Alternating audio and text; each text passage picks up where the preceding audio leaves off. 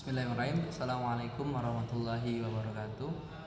Perkenalkan, nama saya Muhammad Irfani dengan NIM 2319165. Saya dari jurusan PKMI. Nah, di sini saya akan menjawab soal ujian komprehensif. Nah, soal yang pertama yaitu apa itu guru? Nah, guru adalah orang yang memberikan ilmu pengetahuan kepada peserta didik. Soal yang kedua, sebutkan dan jelaskan dua tugas utama guru. Tugas utama seorang guru yaitu yang pertama sebagai fasilitator, yang mana guru harus bisa memberikan fasilitas-fasilitas ataupun kemudahan untuk proses belajar mengajar. Yang kedua yaitu sebagai motivator, yang mana seorang guru harus bisa mendorong peserta didik agar lebih semangat dan lebih giat dalam belajar. Soal yang ketiga, apa itu RPP? Jelaskan fungsi dan isinya. RPP adalah rencana pelaksanaan pembelajaran. Jelaskan fungsi dan isinya. Fungsi dari RPP adalah mempermudah dan meningkatkan hasil proses belajar.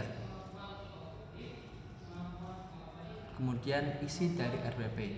Isi dari RPP yakni mencakup standar kompetensi, kompetensi dasar, kemudian materi pokok atau pelajaran, kegiatan belajar, kemudian indikator pencapaian, penilaian, alokasi waktu, dan sumber belajar. Soal nomor 4, sebutkan beberapa metode pelajaran yang Anda ketahui. Berikan satu yang Anda kerjakan saat PPL. Yang pertama yaitu ada konvensional atau ceramah, yang mana metode ini diterapkan dengan cara berceramah atau menyampaikan informasi secara lisan kepada siswa. Nah, kemudian ada metode tanya jawab, kemudian metode demonstrasi, yakni metode memperlihatkan bagaimana proses terjadinya sesuatu. Kemudian ada metode diskusi dan juga karya wisata. Dan saat saya PPL, saya menggunakan metode tanya jawab dan juga ceramah. Soal nomor 5, sebutkan dan jelaskan beberapa metode evaluasi. Berikan contoh yang Anda lakukan saat PPL. Metode evaluasi yaitu ada metode pretest dan metode posttest. Metode evaluasi yang saya gunakan pada saat saya PPL yaitu metode pretest dan metode posttest. Yang mana metode ini dalam sederhananya memberikan beberapa soal kepada siswa, kepada peserta didik, yakni diberikan sebelum dan sesudah pembelajaran. Agar apa? Agar kita sebagai seorang guru dapat mengukur apakah materi yang kita sampaikan bisa diterima dengan baik atau malah sebaliknya. Soal nomor 6, apa yang dimaksud dengan kemampuan kognitif, psikomotorik, dan afektif? Kognitif yaitu kemampuan yang berkaitan dengan penalaran atau proses berpikir atau aktivitas otak dalam mengembangkan kemampuan rasional. Kemudian ada kemampuan psikomotorik, yang mana kemampuan ini berkaitan dengan gerakan fisik atau perilaku. Nah, kemudian ada kemampuan afektif.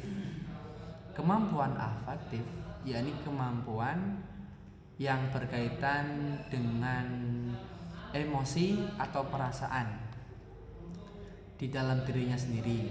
Nah, soal nomor 7, sebutkan dan jelaskan 4 kompetensi guru mana yang Anda masih merasa kurang, lalu apa upaya Anda untuk memperbaikinya. Yang pertama, kompetensi pedagogik, yakni kemampuan guru dalam mengenal karakteristik peserta didik dari berbagai aspek. Kemudian ada kompetensi kepribadian. Kompetensi ini yaitu guru hendaknya mampu mencerminkan kepribadian yang baik. Kepribadian sekaligus seorang guru itu bisa menjadi role model bagi siswa. Kemudian ada kompetensi sosial, yang mana guru dituntut untuk beradaptasi, untuk bisa fleksibel dan mampu serta dapat berkomunikasi dengan baik kepada berbagai komunitas. Kemudian ada kompetensi profesional. Nah, kompetensi profesional yaitu kemampuan seorang guru dalam mengupdate dirinya sendiri dan dituntut untuk menguasai materi pembelajaran dan bertotalitas dalam proses belajar mengajar. Nah, di sini mana yang masih merasa kurang, lalu apa upaya Anda untuk memperbaikinya? Nah, di sini yang mungkin masih kurang menurut saya pribadi, yakni kompetensi profesional, yang mana kadang seorang guru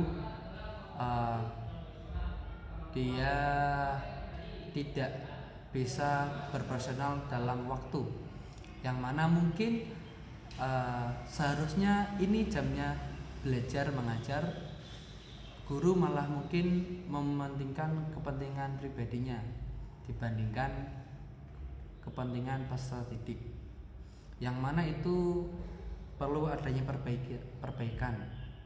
Setidaknya guru bisa mengatur dirinya sendiri, kepentingannya sendiri, kemudian kepentingan sekolah.